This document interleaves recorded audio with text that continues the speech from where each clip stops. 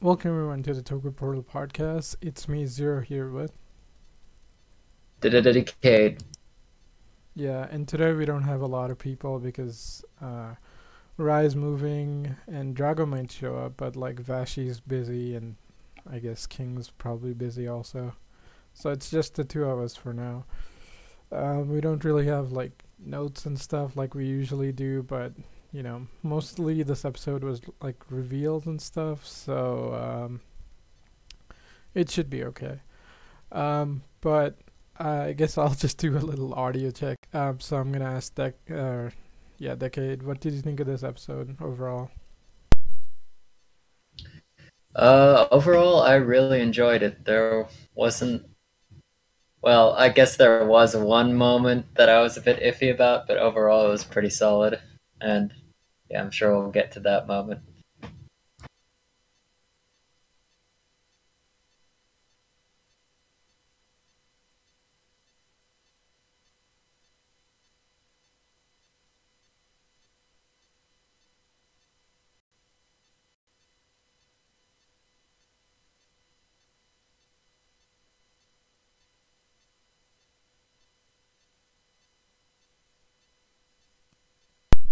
Okay, it looks like the audio's good. I'm just gonna turn you down a little bit. Um, but yeah, otherwise I thought it was a really fun episode too. I mean, not fun, but like a really good episode. I think it's like the first great episode that Build has done, and like the last couple have been like pretty standard writer stuff. It took them a couple episodes, but this one I think was finally like a first like great episode. And I mean, with like the stuff finally being revealed, it looks like the show's finally picking up its pace, which is good. Um, but I guess we should start with hmm, the character. Okay, let's do like the non-important ones first because there'll be like one line. So like the cafe owner, I guess. Like, I thought it was pretty fun this episode. I mean, like it's funny that like he's talking all weird, and it's like, why are you talking weird? It's like, oh yeah, this part timer girl that works with me has been like teaching me how to say stuff like that. It's like, oh, it's hilarious. So, what did you think of him? Yeah, that broken delinquent Japanese is just awful, and it was hilarious watching him say it. It was also funny that in the recap, they finally pretty much just referenced whatever people who can actually read kanji had already pointed out that Sento's name is basically Rabbit Tank. And then his name of his barber, that was pretty fun.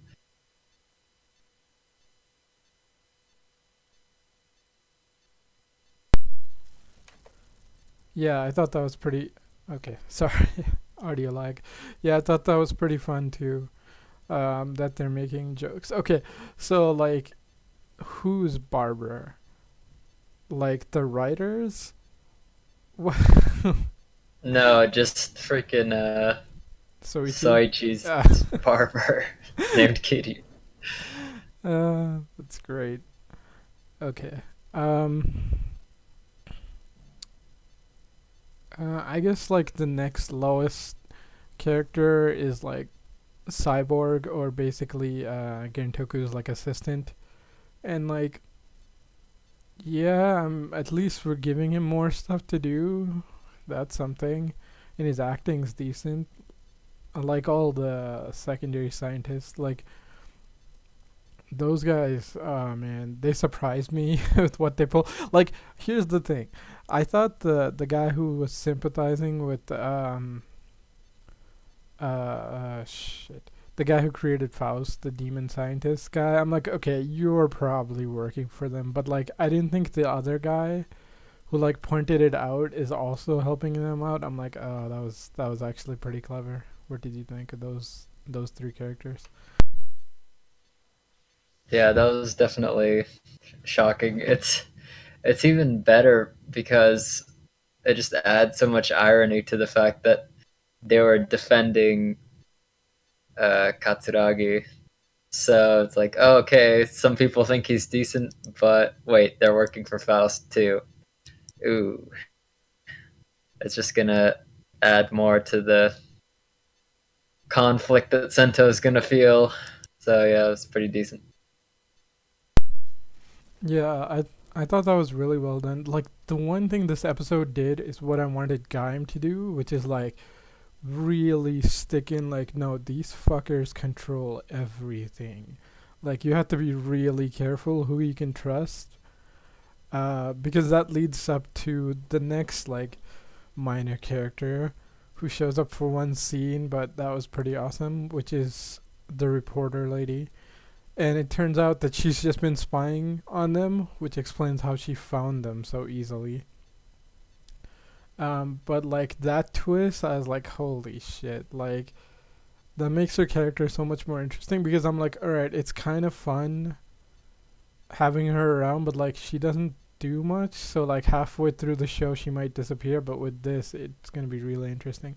It just kind of reminds me of like Gaim, how like everybody in the town, like most of the people work for the company, but like it never, or at least I saw like maybe a third or like yeah, at least a third of Gaim, and like it never really makes that much of an impact. It's more like, oh, we work for them. I'm like, all right, but like they should be a lot less trustworthy because like you know with that much power and with the enemy knowing who you are, they should be able to easily target you. And like in this show, yeah, that's what's going on. So what did you think of that plot point? Well, in terms of the last point you made, yeah, Gaim definitely didn't utilize Yggdrasil's power as much as they could have. I mean, most of the people working for them were just like worthless scientists or riot troopers. So yeah, they definitely didn't play as big a role as these guys did, which is Yeah, pretty good. I mean, the one thing I remember from like Uncommon Cast is like, okay, like Kota's sister works for Yggdrasil. Like, why isn't she like stealing the belt away? You know, like why isn't she doing something? Like she's the moral like authority. I'm like that's cool and all, but like you should kind of show that like, you know, she's having like a hard time doing the right thing and working for this heartless company. But they never like play it up. Or like so like I've not seen all of Gaim, but like I remember this part where like Gaim saves like two people and like two female like just random people from the town. I'm like, wouldn't that have been great if like Yggdrasil just planted them as like fake people to save? Because like it's an experiment, right? Like you can't have like the writers like be like, okay, I have the belt and now I'm not gonna hench. You know, like it would have been interesting if they like forced them to be heroic, but their heroics were just like you know in Ryuki, like all their heroics and stuff kind of still play in to like the whole reason they all get the survive forms is like, oh, you want to play hero, here's a card to play hero, you know, because they effectively stalled out the fight between the writers, right? And like that was such a clever move in Ryuki, but like Gaim, I don't feel like ever actually used that. But here, it's clever. But yeah, sorry, I cut you off. I'll let you continue. Oh, that's fine. Yeah, and going back to the Sawa plot twist, my only problem with it is that in the first episode, she's talking, she like yells at her editor over the phone. But then I think she said she was like freelance, so maybe she's just strictly working for that Namba guy or whatever. And maybe she doesn't actually know about Gen Toku and all those other people working for Faust. So yeah, it's kind of interesting. I'm sure it'll get flushed out better, but it was a bit off to me. Yeah, I think she doesn't know exactly like Gentoku is Faust and stuff. So I think she's. This kind of reminds me a lot of like Amazon's style of setup, where it's like there's a lot of people and they're all in proximity, but they don't exactly know who's doing what. Like especially season 2 of Amazons, where it's like, oh, like this is going on and that organization's there and that organization's there, but they all have like spies from different people, like within the organizations. So like I'm trying really hard not to spoil like season 2 of Amazons, because those are interesting plot points when you figure out who's working for whom. Um, but yeah, it kind of gave me that vibe, which is interesting because like, you know what, like if you're gonna borrow something, like yeah, like Amazon's one thing it did was like decent like political and like office style drama. So like yeah, take it, it'll work. Especially because like Amazon's was like a really new-ish threat kind of, but like this is clearly a throwback to more of a Showa era thing, where it's like Amazon is it's mostly new except like the leader is straight up like crazy shocker like general type dude, but here it's a better balance. um Plus, you know, not just Showa, like it throws back to like, you know, like Kabuto and things like that, where like uh people are like the business guys are just as corrupt as the government guys, and they're just as corrupt as the cops and like all this, and it's pretty interesting. But I guess we rambled long enough about that. Next character. I guess we can go to Gentoku next, and we finally figure out what his deal is. Like he's not just 100% in it for himself, because weirdly enough, like I didn't see this angle, but it makes perfect sense. Is slowly sneaking in this like president guy who wants to like weaponize their tech, and it sneaks in this whole like subtext of like military industrial complex, which also interestingly enough combines with like, you know, how Japan is not supposed to have an army and stuff, and like their whole peaceful stuff. So it's kind of this weird meta narrative about like Japan and like not being militarized but still being like, you know, one of the most developed countries on earth, with having access to like, you know, machinery and stuff, and having like questionable like neighbor states who are doing some insane shit like testing missiles over their northern borders and stuff. So like, I mean, like I'm not sure if this whole show is about that, but like I guess like it's in the zeitgeist, so it had to get snuck into the show somehow. Maybe I'm just reading too much into it. So what did you think of Gentoku and all this? Yeah, it definitely was a good layer to add on instead of it just being like an arms race sort of thing. It still is, but now they're actually having additional players who are involved in it. It's not just out of spite for the other countries. It's kind of like a self-preservation thing, and Gentoku using Faust behind his dad's back is also another interesting aspect of it. But yeah, I'm kind of the scene that got to me though was Katsuragi in the beginning, basically just giving a presentation on Build like it was some wonderful thing. It kind of, they're just adding more confusion onto whether he really was a bad guy or if that was just Gentoku BSing. It's pretty curious at this point. I mean, I think the presentation's real because it's his data, so they don't know it. As for why he's thinking it's a wonderful thing, it's because like, well, he finally made something good from the tech and dangerous gas from the skywall, which you had to remember, people all around Japan blame his dad for all the shit that's happened due to skywall. So like if he can maybe make one thing good out of it, he thinks it'll be worth it. It's sort of the whole like Okay, it's not the same thing, but like how in Skyrider, like not Skyrider, Super One. Super One is supposed to be like a new style of astronaut.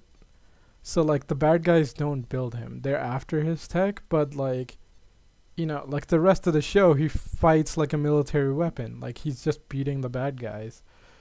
So it's the whole thing of like, well, yeah, this thing was made for peaceful purposes, but like if the wrong people get a hold of it, like it can be turned into a weapon. I think that's what they were going for. I also kind of like, okay, this is weird. Like I thought Sento made the belt, but I guess he just got the belt, which that's a little less interesting. But I do like. Okay, there's this interesting point because he has two bottles that Sento doesn't have. Right. And how did he make those? And where the fuck did those bottles go to? Like, I have no idea. What's your thoughts on this? Well, especially because on Faust's panel, they only had like the jet. If they have some more, I mean, they have to. They have more stashed away. That, yeah, we definitely have not seen the wolf and the smartphone. It's kind of weird that there's a smartphone bottle, but Sento's smartphone uses the lion bottle. Yeah, interesting. That is pretty funny. The other weird thing is like, okay, how did Sento get so smart then? If like because by the end of this episode we figure out that like Katsuragi, I think that's his name, the like founder of Faust, like he's alive. So how the fuck did Sento become super smart in like one day? Right? Like it just gets weirder. Which also means like Sento didn't kill. Okay, okay, this is bullshit because he says the leader, like the his Sento's coworker who's distracting him, which I kind of called because I'm like Sento's gonna be dumb enough to just run off, and I'm like, oh, he's clearly a distraction. Um, but he's like, oh, Katsuragi's alive. I'm like, okay. I mean, like, one, that means Sento didn't kill him, or two, it means Sento is Katsuragi, and they're just being like really trying to, just throw this red herring of, oh no, he's alive. It was like, yeah, technically he's alive because he's you or something. Because like, it's still weird. Like, how do you like explain his intelligence that fast? Because if he had like, all right, unless somehow he has like one of the bottles in him and that's giving him intelligence, but like it doesn't because like Gentoku's like he didn't change into a monster, into a smash, so he shouldn't have any abilities, so it doesn't make any sense.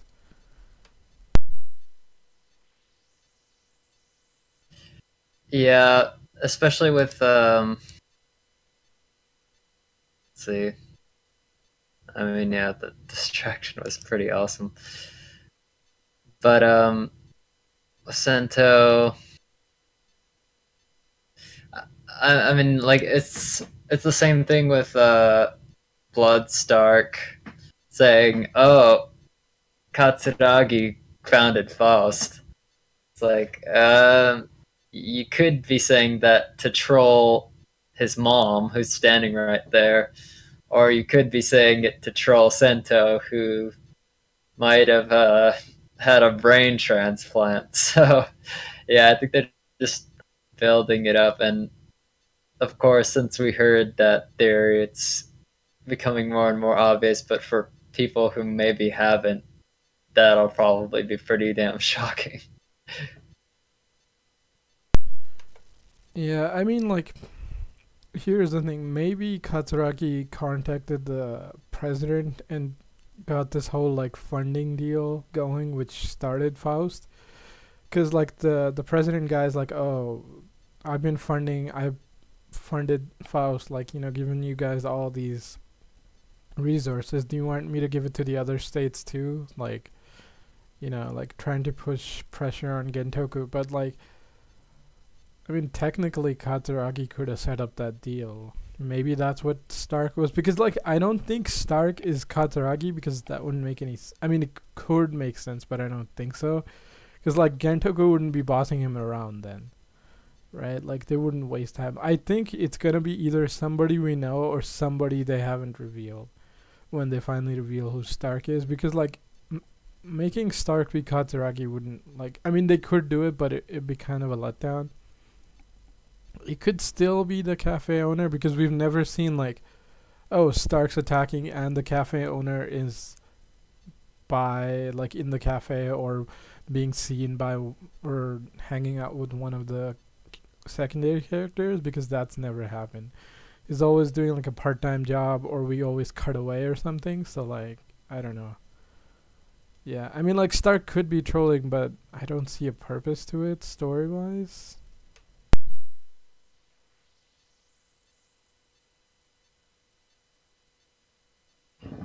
Yeah, it's kind of just one of those things you have to wait and see. But other than that, I think the way they're building up Faust is definitely taking a turn for the better. They're kind of just in limbo for a while.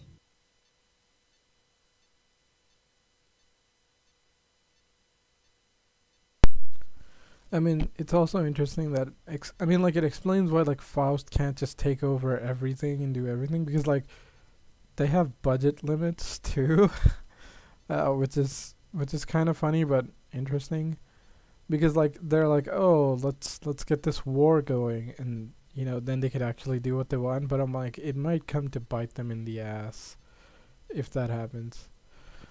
Um. All right. Anything else on Gentoku or Stark, or should we keep going? Let's keep going. Okay. Um, I guess Ryuga and Misora pretty much were the B plot, or I guess like they were the A plot. Everything else was the B plot. Um, so we can just talk about them together. Like, it's actually kind of fun to see them together. Like just hanging out and stuff. I'm like, ah, that's pretty fun. Also, their disguises, ah man, they're great. I mean, it doesn't make sense how Ryuga wasn't recognized, but like, they look.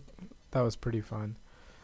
I also like how both of them have to run away. It's like, oh right, Ryuga is like a wanted criminal, and like Misora is like this insane idol, but like she has to hide her identity too. Plus, she's wanted by Faust, so I'm like, that's a pretty fun setup and dynamic. I also really like the heart to heart that Misora has with like Ryuga, because it's kind of interesting to see like these characters who've suffered so much and who've been changed by the writer actually get to interact, because normally what happens is like in situations like this you'll have the main writer show up and he'll give like some speech, and then the secondary characters would understand, but like it's kind of rare for the secondary characters to just talk amongst themselves and get their shit sorted out. So that was nice that they're giving them moments. I mean, drama writer, so that's to be expected, but it was well done. What did you think?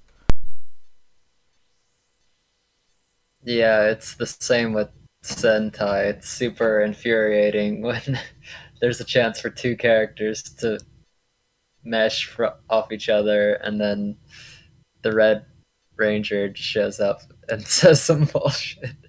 But so yeah, I really like this scene, and yeah, the disguises are fun. The fanboys hearing her voice and freaking her out was pretty hilarious. But yeah, that's about it.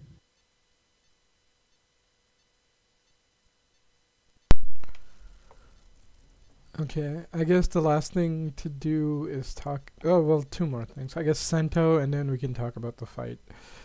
Uh, yeah. Okay. I think those are the only things left. Well, I mean, we might do predictions, but whatever. Uh, so Sento, this episode, like, it's pretty fun seeing him do like normal work, because it's like, yeah, dude, it's kind of draining to do all this stuff.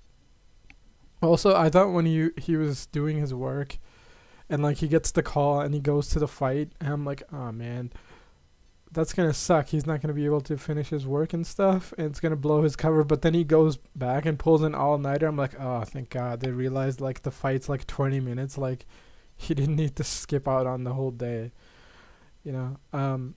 So that was well done. I mean, like the rest of the episode, I mean, pretty much all he does is fight, but like it's pretty well done. Um, I think the only thing is like he gets the revelation at the end, but you know, we pretty much talked about what that could be, or I guess we'll save it for predictions. But like Sento was solid. Weird that like probably the best build episode so far has like the main writer just kind of be the B plot, but what are you gonna do, right? Like it's well written. So what did you think of them this episode?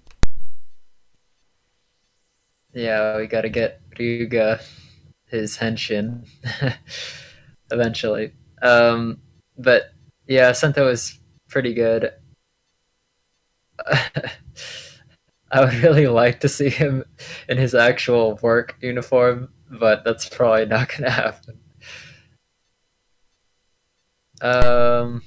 But yeah, let's go on to the fight. Okay, I was just gonna say like I wish main writers would. Okay, here's the thing: Ryuga gets to dress up all the fucking time, but the thing is like since we started selling the clothes that the main writers wear, the main writers barely change outfits unless it's an outfit they're gonna sell. Like Ryuga's wearing shit they're gonna sell too, but like it's like one shirt, you know, or his jacket thing. So I guess he gets to wear dumbass outfits and sneak around places. Or look like a normal person for a second, where Sento just kind of looks like Sento all the time, which is weird. But I'm like, I guess we're probably not gonna go back to the Institute much after this, considering it got like, you know, Pandora's box probably got hijacked. As for the fight, like, I actually really like how the effects and stuff were done, and I like the like enemy monster suit. It was pretty well done. Like, I mean, the show has really good designs. Um, the fight was actually kind of decent too. I like that effect where like they knock him against the cliff and like then they do the hit and then they use like the flame explosion. I'm like, they've gotten really good at finally figuring out how to do these damn like explosions, because in the past it used to just be like, oh, and then explosion, but like it's nowhere near them, so you don't feel anything. But now since they started using like the slow mo and like the gas explosions, or like CGI and like the flame explosions afterwards for impact, it's starting to like gel. Like I started noticing like after Coast, like actually they mastered it pretty much, but like yeah, they've been doing a pretty good job in Build also. As for the form, like I don't mind the colors or anything. It's just like, oh, it's a vacuum cleaner for a hand. Like the lion side is cool, but like the vacuum cleaner, it's like, eh, you know, it's kind of like a letdown because the lion side is really well designed, and the green is good, but I can't be too hyped for it. Yeah, especially since he used it in the exact same way against the exact same monster, basically just sucking it in so it doesn't fly away. But yeah, that explosion at the end was very well done. I like that a lot. And the way they just led in from from the fight to scientist number 2 basically screwing everyone over and letting Bloodstark in, that was just awesome. Yeah, that was pretty good. I also like how they take off. Like they henshin and then they take off, and when they get to the quarry, they clash. There's like an explosion, and then they land. I'm like, oh, that's a brilliant, like CGI to real life. Like if you're gonna do like a reason for them to like clash and land and switch from CGI to real life, that was really well done. I mean, like, you could tell they're switching, but I'm like, hey, at least they made an effort, you know?